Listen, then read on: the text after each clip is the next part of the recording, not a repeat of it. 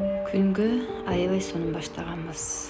Бүгүн 15 километр жүргөнү пландадым эле. Шамал башталды. Жамгыр жаады. Мен болса спорттамын. Ушул жамгырда спорт кылып жаткан учурум.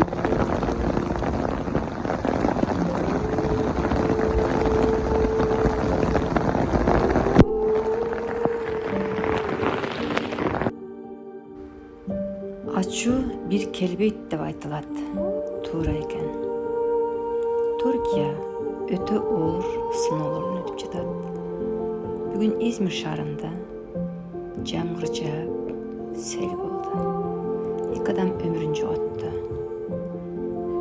Кыйроолор болду. Үйлөрдү сел басты.